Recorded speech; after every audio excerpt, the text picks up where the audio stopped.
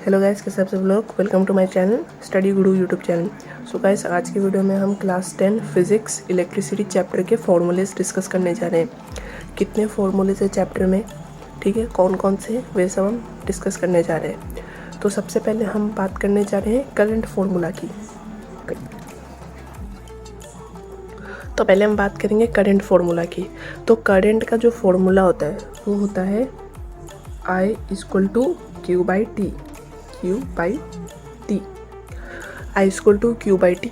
अब मैं इसको ब्रीफली अगर मैं आपको लिख के बताऊँ, आपको इसे लिखना नहीं है, फॉर्मूला आपका यहीं तक है, I equal to Q by T.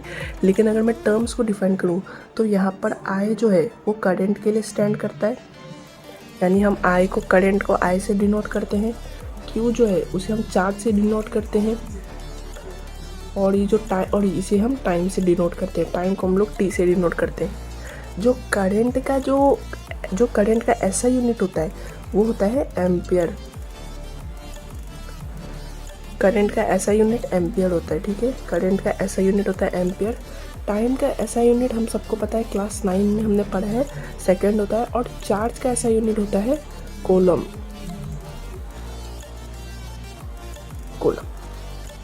ठीक है। सो चार्ज का क्या होता है, ये होता है। तो आपका करंट फॉर्मूला क्या हो गया, करंट फॉर्मूला है आपका I equal to Q by T. ये जो फॉर्मूला है,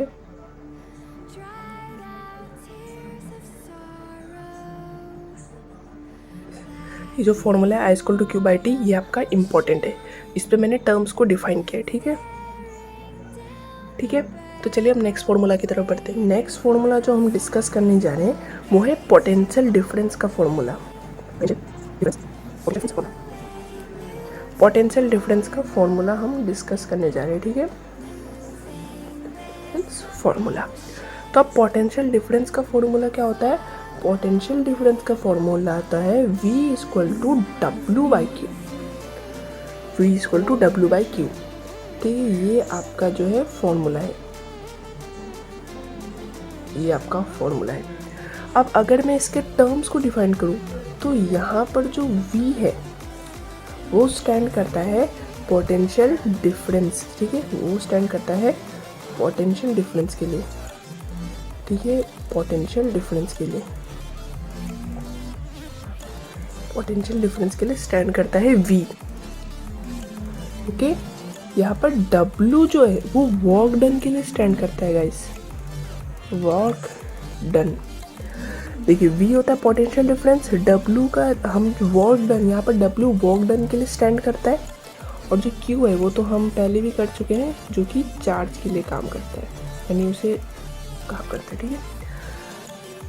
पोटेंशियल डिफरेंस का ऐसा यूनिट होता है वोल्ट, ठीक है। पोटेंशियल डिफरेंस का ऐसा यूनिट वोल्ट होता है। चार्ज का ऐसा यूनिट हमने अभी पढ़ा कि कोलम्ब होता है, कोलम्ब होता है, हमने अभी पढ़ा। और वर्क डन का जो ऐसा यूनिट होता है वो होता है जूल, जूल, ठीक है। सो आपका फॉर्मूला मेन ये है V equal to W by Q. V जहाँ पर पोटेंशियल डिफरेंस है जिसका ऐसा यूनिट वोल्ट है, Q जो कि चार्ज है जिसका ऐसा यूनिट कोलम्ब है, W जो कि वर्क डन है जिसका ऐसा यूनिट जूल है, ठीक है। सो आई होप आपको ये वाला फॉर्मूला भी समझ में आया होगा। चलिए नेक्स्ट टॉपिक, चलिए नेक्स्ट फॉर्मूला की तरफ बढ़ते हैं। नेक्स्ट है हमारा ओम्स लॉ का फॉर्मूला, ठीक है। ओम्स लॉ का फॉर्मूला, ठीक है, ओम्स लॉ फॉर्मूला, ठीक है, ओम्स लॉ फॉर्मूला, ठीक है, ओम्स लॉ फॉर्मूला। अब देखिए ओम्स लॉ का फॉर्मूला क्या है, ओम्स लॉ का फॉर्मूला है R equal to V by I, I equal to V by I. तो ये आपका फॉर्मूला है, आपका मेन फॉर्मूला ये है R equal to V by I. अब इसमें क्या क्या चीज़ें हैं ये मैं एक्सप्लेन कर, सॉरी ये कुछ गधे के बच्चे पटाखे फोड़ रहे हैं, सॉरी। अब इसमें क्या क्या चीज़ क्या स्टैंड करती है ये हम एक्सप्लेन करूँगा, मैं एक्सप्लेन करूँगा।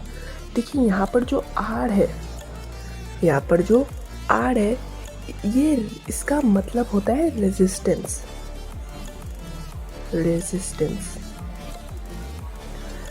यहाँ पर जो आर है वो रेजिस्टेंस के लिए स्टैंड करता है। आर क्या है, रेजिस्टेंस के लिए स्टैंड करता है। यहाँ पर जो वी है, जो कि मैंने पहले बताया आपको, पोटेंशियल डिफरेंस के लिए स्टैंड करता है। पोटेंशियल डिफरेंस जो कि मैंने आपको ऊपर वाले चीज़ में बताई। यहाँ पर जो आई है वो मैंने पहले आपको बताया, वो करंट के लिए स्टैंड करता है। अब एक एक करके हम ऐसा यूनिट हम करते हैं। देखिए रेजिस्टेंस का ऐसे कोई ऐसा यूनिट, हम रेजिस्टेंस को ओम से हम डिनोट करते हैं, ठीक है, ओम से डिनोट करते हैं, ठीक है। जब हम रेजिस्टेंस हम निकालते हैं, जब भी हम रेजिस्टिविटी निकालते हैं तो हम उसे ओम कहते हैं, ठीक है। अब लिख भी सकते हो यूनिट ऑफ रेजिस्टेंस इज ओम, ठीक है, ओम। आपको याद रखना है कि ओम का एक सिंबल होता है जो कि आप ऐसे याद कर सकते हो, इसे आप गॉड ऑफ वार का सिंबल याद कर सकते हो, ठीक है, गॉड ऑफ वार सिंबल आप याद कर सकते हो, ठीक है। करंट का मैंने अभी आपको बताया ऐसा यूनिट एम्पियर होता है, जिसे शॉर्ट फॉर्म में एएमपी भी लिखते हैं, मैंने एम्पियर लिखा है समझाने के लिए।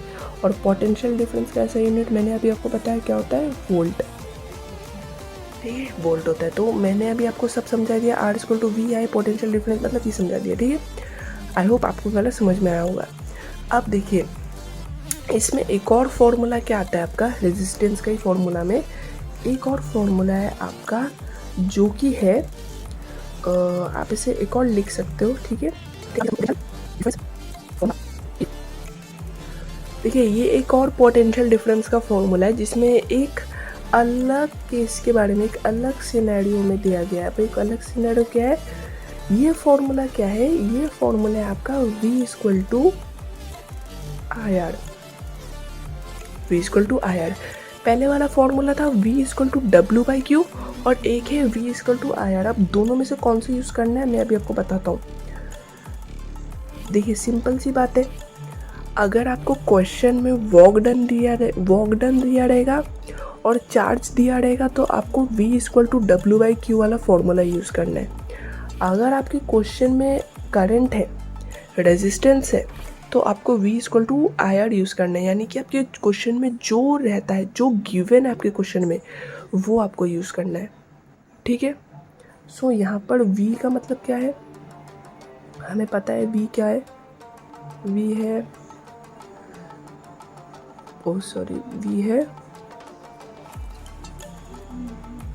Potential difference.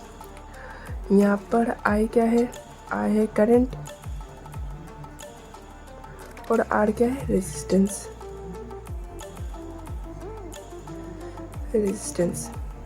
पोटेंशियल डिफरेंस का ऐसा यूनिट क्या होता है, वोल्ट। मैं इसे लिखते इसलिए जा रहा हूँ ताकि आप लोगों को याद रह जाए। रेजिस्टेंस का ओम, ये सिंबल होता है ओम का। करंट का एम्पियर, जिसे AMP भी लिखते हैं, ठीक है। देखिए थोड़ा कंजेस्टेड हो गया है, बट आई होप आपको समझ में आ रहा होगा, ठीक है। अब देखिए ये था आपका ओम्स लॉ यानी रेजिस्टेंस फॉर्मूला, आप यहाँ पे लिख सकते हो, ठीक है। और अब आपको मिलने वाला है रेजिस्टिविटी, स्पेसिफिक रेजिस्टेंस और रेजिस्टिविटी। देखिए याद रखिएगा, रेजिस्टेंस अलग होता है और रेजिस्टिविटी अलग होता है, ठीक है। सो आपको इन दोनों चीज़ों में डिफरेंस करना पड़ेगा, ठीक है। तो अब चलिए हम पढ़ते हैं रेजिस्टिविटी का फॉर्मूला क्या है। ये तो रेजिस्टेंस फॉर्मूला था, अब रेजिस्टिविटी फॉर्मूला क्या है, ठीक है, आपको याद है रेजिस्टिविटी फॉर्मूला। अब रेजिस्टिविटी फॉर्मूला क्या होता है वो हमें अब देखिए, रेजिस्टिविटी फॉर्मूला क्या होता है, R = ρL/A। अब आई नो आपके सर के ऊपर से बाउंसर गया होगा। देखिए रेजिस्टिविटी का जो फॉर्मूला होता है वो क्या होता है, देखिए यहाँ पर दो प्रॉपर्टी होती है। रेजिस्टिविटी का फॉर्मूला कंडक्टर के रेजिस्टेंस पे डिपेंड करता है, लेंथ और एरिया पर। अगर आपने factor on which resistance of a conductor depends पढ़ा होगा तो उसमें पहला पॉइंट ये बताया है कि कंडक्टर का जो रेजिस्टेंस होता है वो कंडक्टर के लेंथ के डायरेक्टली प्रोपोर्शनल होता है। सो डायरेक्टली प्रोपोर्शनल होता है, तो पहले वाले में ये कहा गया है। जिसमें लेंथ, चूँकि जिसमें एल कंडक्टर के लेंथ को डिफाइन किया गया है। सेकेंड एक और पॉइंट है कि रेजिस्टेंस ऑफ मतलब जो कंडक्टर का जो रेजिस्टेंस है वो इन्वर्सली प्रोपोर्शनल है कंडक्टर के एरिया पर, जहाँ पर जो ए है वो कंडक्टर का एरिया है। एक और मतलब एक चीज़ होती है जिसमें दोनों का फॉर्मूला होता है, क्या होता है, इन्वर्सली प्रोपोर्शनल के L inversely directly proportional to L और इन्वर्सली प्रोपोर्शनल टू 1/a हम लिख के हम दोनों को कंबाइन करते हैं, तो कंबाइन करके हमें कुछ ये आंसर मिलता है। मैं आपको समझा देता हूँ, ऐसा कोई बात नहीं है, समझा देता हूँ किस टर्म का मतलब क्या होता है। मेन फॉर्मूला ये है आपका, मेन फॉर्मूला ये है आपका, देखिए ये क्या है आपका, ये इसमें आपका रेजिस्टेंस के लिए स्टैंड करता है। ये भी रेजिस्टेंस फॉर्मूला है, लेकिन फ़र्क क्या है, इसमें रेजिस्टिविटी दिया गया है, तो आपको उस हिसाब से बैठाना है कि क्वेश्चन में क्या दिया है। क्वेश्चन में अगर रेजिस्टिविटी है, लेंथ है, एरिया, तो ये यूज़ करना है। अगर क्वेश्चन में पोटेंशियल डिफरेंस है, करंट, तो ये यूज़ करना है, ठीक है। अब देखिए यहाँ पर आर क्या है, रेजिस्टेंस, जिसका ऐसा यूनिट है ओम। यहाँ पर एल है लेंथ, यहाँ पर एल है लेंथ, ठीक है। लेंथ है जो कि कंडक्टर के लेंथ को डिफाइन हम कर रहे हैं, कंडक्टर के लेंथ को हम डिफाइन कर रहे हैं, ठीक है। कंडक्टर का लेंथ जो है हमने डिफाइन किया है, और इसका हम यूनिट क्या लिखते हैं, मीटर। आपको याद रखना है, लेंथ का जो यूनिट होता है वो मीटर होता है। यहाँ पर ए क्या है, एरिया, कंडक्टर का area, area of the cross section यानी एरिया, कंडक्टर का एरिया। एरिया का अब यूनिट क्या होता है, मीटर स्क्वायर। लेंथ का यूनिट होता है मीटर और एरिया का होता है मीटर स्क्वायर। ये बहुत इंपॉर्टेंट चीज़ है, इस पर बहुत लोग गड़बड़ करते हैं, इसे प्लीज़ याद रखिएगा। और यहाँ पर जो पी आप देख रहे हो, इसे हम कहते हैं रो, रो कहते हैं इसे। देखिए जब हम, देखिए मैं आगे चल के इलेक्ट्रिसिटी चैप्टर पे एक डेडिकेटेड वीडियो बनाऊंगा, बट अभी के लिए मैं आपको एक छोटा सा एक एक्सप्लेनेशन दे देता हूँ। पहले वाले में क्या कहा गया है कि कंडक्टर का जो रेजिस्टेंस होता है वो डायरेक्टली प्रोपोर्शनल होता है कंडक्टर के लेंथ से, यानी कि resistance of a conductor is directly proportional to L में लिख सकता हूँ, ठीक है, क्योंकि इस पर डायरेक्टली प्रोपोर्शनल बात की लेंथ की, तो मैं ऐसे लिख सकता हूँ। तो अगर इसे मैं ऐसे लिख सकता हूँ तो मैं इसे इक्वेशन नंबर 1 मान लूँगा, इसे मैं इक्वेशन नंबर 1 मान लूँगा।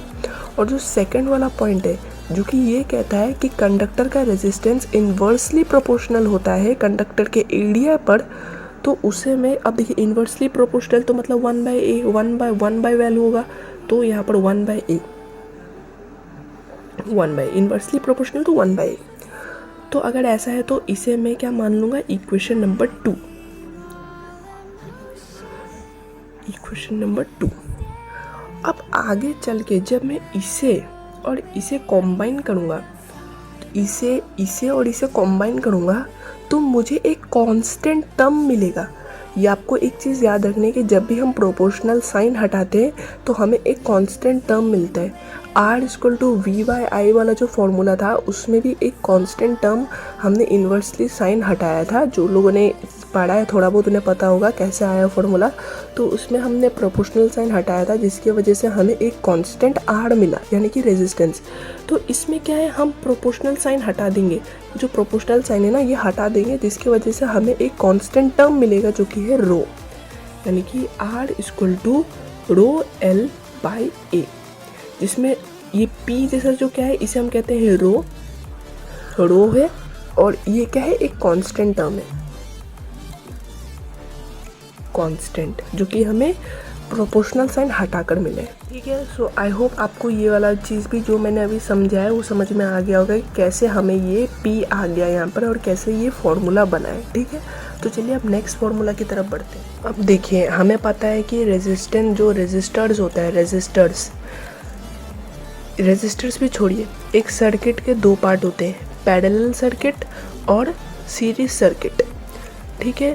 सो अब पैरेलल सर्किट का जो वो होता है फॉर्मूला होता है वो अलग होता है, और सीरीज सर्किट का जो फॉर्मूला होता है वो अलग होता है। तो पहले हम सीरीज सर्किट के फॉर्मूला के बारे में जानेंगे, यानी कि सीरीज फॉर्मूला।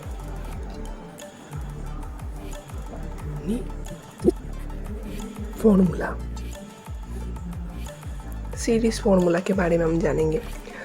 अब देखिए सीरीज़ का फार्मूला क्या होता है, पहले मैं लिख लेता हूँ, आप देख लीजिए। सीरीज़ का फार्मूला होता है R S equals to R1 plus R2 plus R3 plus dot dot dot, यानी जितना रेजिस्टेंस उतना ये बढ़ते जाएगा। ये आपका फॉर्मूला है, ये आपका फॉर्मूला। अब देखिए यहाँ पर जो आर एस है यानी रेजिस्टेंस इन सर्किट, यानी कि आर एस जो जब भी हम सीरीज सर्किट का हम वो निकालते हैं रेजिस्टेंस, तो हम आर एस लिखते हैं और पैरेलल के टाइम पे आर पी हो जाता है, यानी जैसा जो भी हम निकालेंगे वैसा वो उसका फर्स्ट लेटर आ जाएगा। अब हम सीरीज है तो आर एस, अगर पैरेलल होता तो आर पी। अब यहाँ पर जो R1 plus R2 plus R3 है, इसका मतलब क्या है, इसे मैं आपको एक डायग्राम की मदद से समझाता हूँ। देख सकते हैं गाइस, ये हमारा एक सर्किट डायग्राम है जिसमें एक प्लग की है, एक बैटरी है, एमीटर है और 3 रेजिस्टेंस है। देखिए हमें आपको पता होना चाहिए कि सीरीज़ कनेक्शन क्या होता है। जब 2 या फिर उससे ज़्यादा रेजिस्टेंस जो होते हैं वो मतलब एंड टू एंड कनेक्टेड होते हैं, यानी कि एक ही लाइन में कनेक्टेड। इसमें आप देख सकते हैं कि यहाँ पर रेजिस्टेंस का स्टार्टिंग हुआ, एंड हुआ, तो यहीं इसी लाइन से एक नया रेजिस्टेंस आ गया, फिर एंड हुआ तो इसी से एक नया आ गया, यानी एक लाइन में। तो जो एक लाइन में होते हैं उसे हम क्या कहते हैं, सीरीज़ कनेक्शन। उसे क्या कहते हैं हम, सीरीज़ कनेक्शन। तो देखिए सीरीज़ कनेक्शन में क्या होता है, सीरीज़ कनेक्शन में हम R1 प्लस R2 ऐसे लिखते हैं क्योंकि उस टाइम हमारा जो रेजिस्टेंस होता है वो एक लाइन में होता है, तो इसलिए हम उसे direct R1 plus R2 plus R3, R1 में कोई अलग रेजिस्टेंस की वैल्यू होगी, R2 में अलग रेजिस्टेंस की वैल्यू और R3 में अलग वैल्यू होगी, तो हमें उन तीनों को क्या है, प्लस करना पड़ेगा।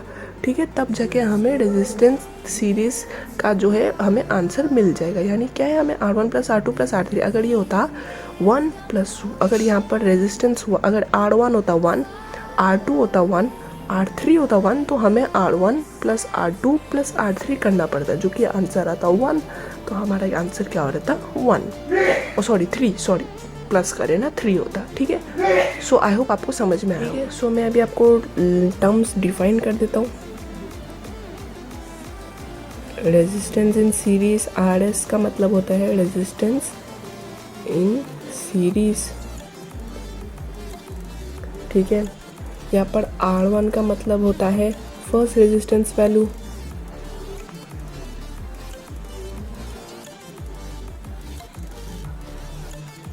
First resistance value. R3 का मतलब होता है सेकेंड रेजिस्टेंस वैल्यू,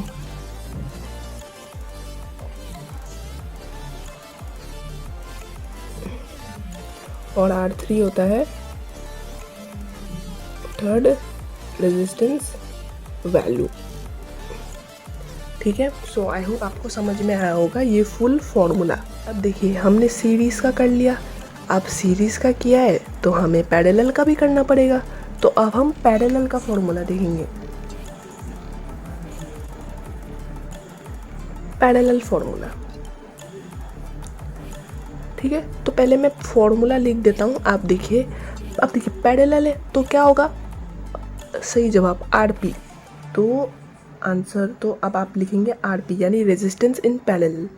सो RP का फॉर्मूला क्या होता है, देखिए RS के फॉर्मूला में हम डायरेक्ट लिखते थे, कुछ रेसिप्रोकल वगैरह नहीं होता था। अब इसमें रेसिप्रोकल होगा। रेसिप्रोकल क्या होता है, उल्टा। तो कैसे लिखना है आपको, 1/R1 plus 1/R2 plus 1/R3 plus dot dot dot dot, यानी आगे नंबर बढ़ते रहेगा। ठीक है, सो फॉर्मूला आपने, ये है आपका फॉर्मूला। ये गाइस, ये लास्ट फॉर्मूला मैं एक्सप्लेन करने जा रहा हूँ क्योंकि वीडियो बहुत लंबा हो रहा है और इतना लंबा वीडियो लड़के देखना नहीं चाहते हैं, लड़के लड़कियाँ, सो मैं इतना तक ही रखूँगा। पहले मैं टर्म्स एक्सप्लेन कर देता हूँ। RP मतलब होता है रेजिस्टेंस इन पैरेलल,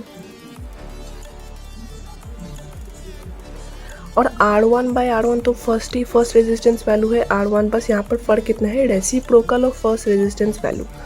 ठीक है। अगर फर्स्ट रेजिस्टेंस 2 है तो ये 1/2 होगा, ठीक है। अब चलिए डायग्राम की मदद से समझाता हूँ आपको। जैसा कि आप देख सकते हैं ये एक पैरेलल सर्किट है जिसमें एक प्लग की है, बैटरी है, एमीटर है और एक पैरेलल रेजिस्टेंस कनेक्टेड है, एक पैरेलल रेजिस्टेंस कनेक्टेड है। अब देखिए सीरीज कनेक्शन में क्या होता था कि जितने भी रेजिस्टेंस है वो एंड टू एंड कनेक्टेड रहते थे, यानी कि जो मैंने कहा कि अगर एक का ख़त्म हुआ तो एक से वहीं से एक सेम लाइन में रहते थे।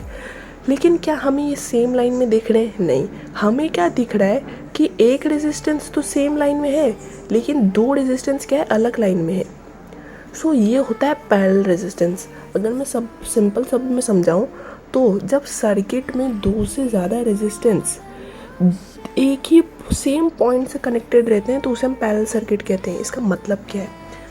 देखिए यहाँ पर ये दो सर्किट था, यहाँ पर एक रेजिस्टेंस है, यहाँ एक रेजिस्टेंस है, यहाँ एक रेजिस्टेंस है। मानते भी हैं कि अगर ये रेजिस्टेंस यहाँ से अलग रास्ता पकड़ता है और ये बंदा अलग रास्ता पकड़ता है, लेकिन एंड में तो ये दोनों एक ही रास्ते पर जुड़ रहे हैं ना। जो कि रास्ता किसका है? इसका रास्ता है। ये इसी रास्ते पे था लेकिन ये दो क्या है, उस्तादी मार के अलग हो गए। उस्तादी मार के अलग हो गए तो क्या हुआ, एंड में आके इन्हें इसी लाइन में आना पड़ा, तो इसे पैरेलल सर्किट कहते हैं। जब दो से ज़्यादा रेजिस्टेंस जो है एक ही पॉइंट से कनेक्टेड रहते हैं उसे हम पैरेलल रेजिस्टेंस कहते हैं। इसलिए हमने क्या किया था, फॉर्मूला में रेसिप्रोकल किया था। और जब आप रेजिस्टेंस इन पैरेलल का आंसर निकालोगे तो उस आंसर को भी आप रेसिप्रोकल ही करोगे, यानी कि अगर आपका 2 आता तो आपको 1/2 आंसर लिखना ही पड़ेगा। तो गाइस आज का वीडियो इतना तक ही था। अगर वीडियो थोड़ा सा भी पसंद आता है तो वीडियो को लाइक करिएगा और चैनल को सब्सक्राइब कीजिएगा। इसका जो पार्ट 2 है उसमें आगे आने वाले फार्मूलाज, पावर के फार्मूलाज और हीट का फार्मूला जो है वो डिस्कस करूँगा और कई सारी चीज़ें एक्सप्लेन करूँगा। तो मिलते हैं किसी नेक्स्ट वीडियो में। नेक्स्ट वीडियो का इसी का पार्ट 2 होने वाले नेक्स्ट वीडियो। तो तब तक के लिए बाय बाय, कीप स्टडिंग।